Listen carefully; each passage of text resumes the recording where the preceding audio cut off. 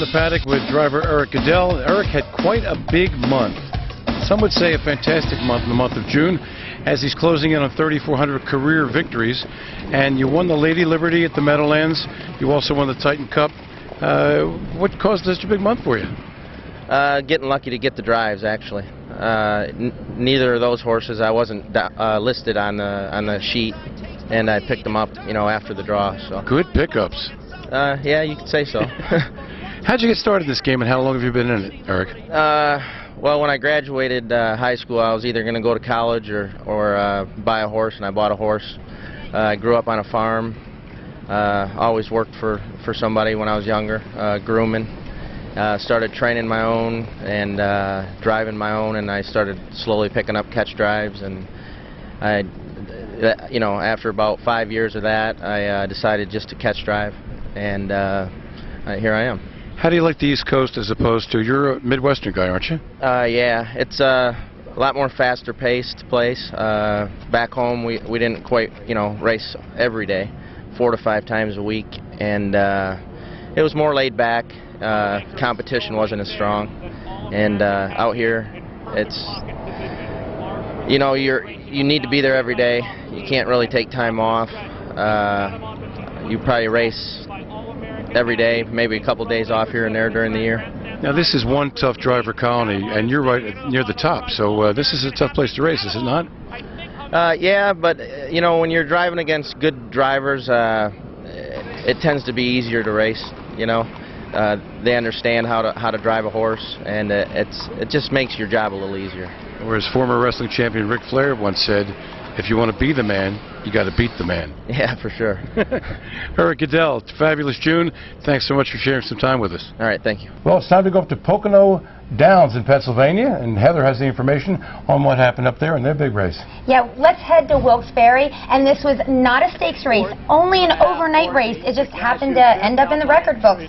Valley Sport is the one to beat here from the rail, but Dennis had been racing against some really tough company in Pennsylvania Sire Stakes. He's going to like this company a lot better. You think? Yeah. Let's find out. Here's the call. And Money Talks has the lead by 1.25 lengths.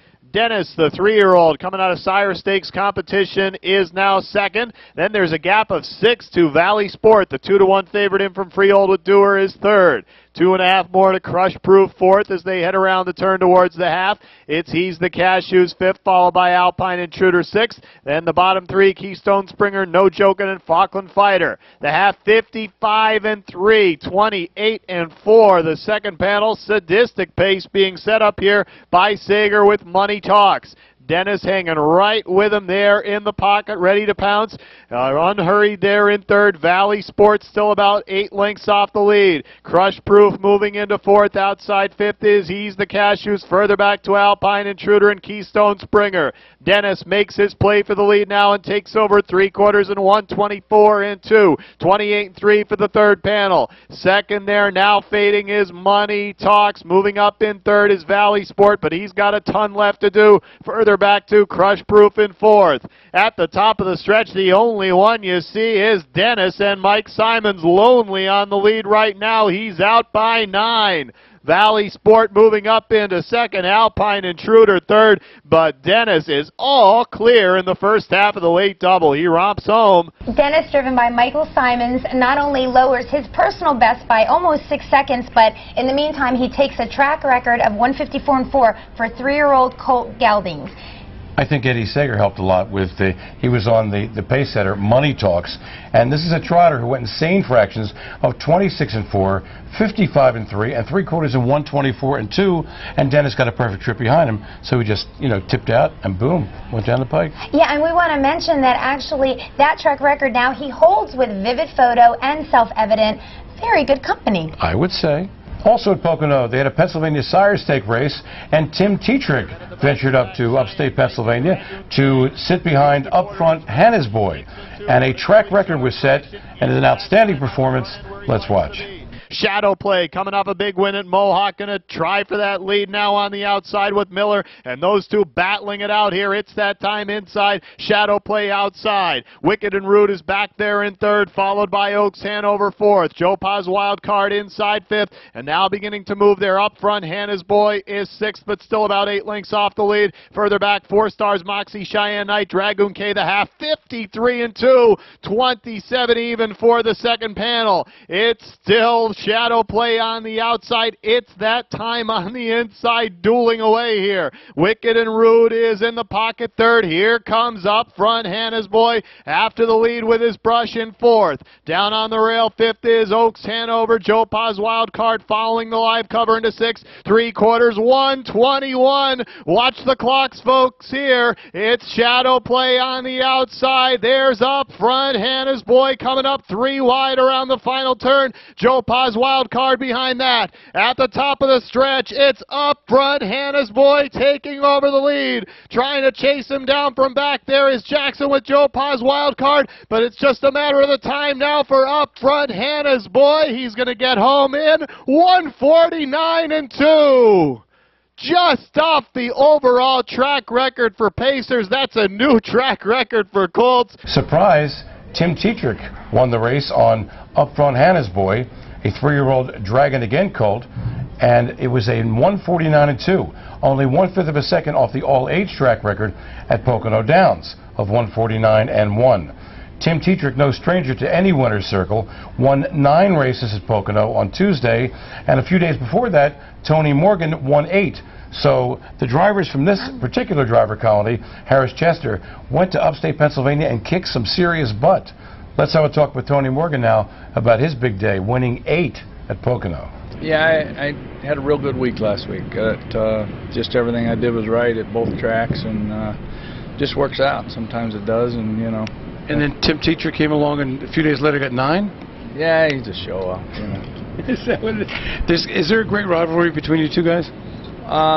Yeah, probably. I mean, you know, I can still whip him, so I guess till then, you know. That's all that matters, right? Yeah, that's all that matters. Way to go, Tony. We would have interviewed Tim Tetrick, but you see the guy like every week, so we wanted to give some of the other drivers a chance, and it wouldn't be Tim's time this week. It's time now for a popular feature here in our show. It's called The Blast from the Past, and it's appropriate at this time of the holiday season. And let's have a look at 1982, the Big B, Brandywine Raceway, and Icarus Lobell, and Herve Filion's only victory in this race. Let's watch. There they go, Mackenzie Almahurst off stride at the start with Dance With Me Henry first out to lead. Solid Fuel alongside. There goes No Nukes in the middle of the track, challenging for the top. On the far outside, Supreme Jade fourth. Along the rail, Temujin is fifth. On the outside, Apollo's Way sixth. Along the rail, Lon Todd Hanover. Icarus Lobell trying to get back in as Mackenzie Almahurst. As they come around to the top of the stretch, that is Glenn Garnsey taking No Nukes out there a length. Dance With Me Henry along the rail second. We move back then to Solid Fuel on the outside. It is Supreme Jade, 28-1 first quarter.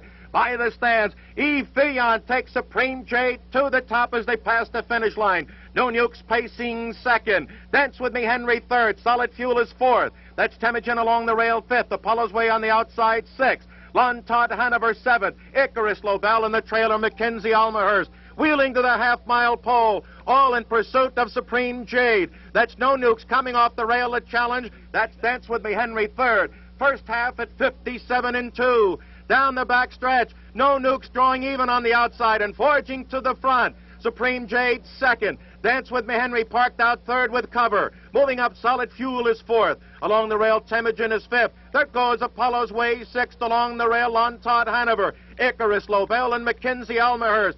They wheel and fire, sparks coming out as they hit the three-quarter pole. 126-1. No Nukes is out there a length. Dance With Me Henry is second. Along the rail, Supreme Jade in the middle of the track. Solid Fuel on the outside. Coming is Apollo's Way into the deep stretch. No Nukes challenging on the outside is Dance With Me Henry. Coming on the far outside, that is Mackenzie Almahurst. That is no nukes in front. On the outside, here comes Icarus Lobell. Herve Filion, always colorful, wins the 1982 Battle of the Brandywine on Icarus Lobell. And we've got to have him on the show one day. We're going to work on that, too, as a matter of fact. When we come back, we'll talk to Sonny The Paddock Judge. And Sonny's going to talk about this incredible racing surface here at Harrah's Chester that produces incredibly fast miles. Stay with us.